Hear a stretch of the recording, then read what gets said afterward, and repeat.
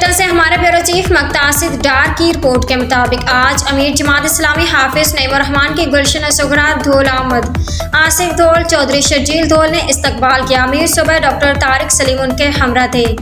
جماعت اسلامی کے سربراہ حافظ نعیم کا گجرات میں خطاب، بجلی گیس کی قیمتوں اور مصنوعی مہنگائی پر شدید تنقید۔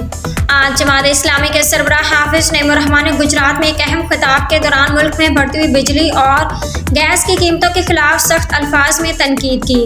انہوں نے کہا کہ موجودہ حکومت کی پالیسیوں کی وجہ سے عوام کو شدید مشکلات کا سامنا ہے اور مصنوعی مہنگائی نے غریب طبقے کی کمر توڑ دی ہے۔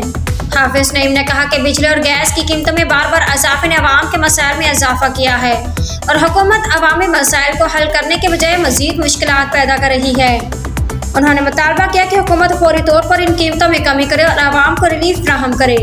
انہوں نے مزید کہا کہ جماعت اسلامی عوامی حقوق کے تحفظ کے لیے ہر فورم پر آواز بلند کرے گی اور حکومت کی نااہل پالیسیوں کے خلاف احتجاجی تحریک کو مضبوط کرے گی۔ خطاب کے دوران جماعت اسلامی کے کارکنان کی بڑی تعداد موجود تھی جو حکومت کے خلاف نعرے بازی کرتے ہوئے بجلی اور گیس کے بڑھتے نرخوں پر احتجاج کر رہے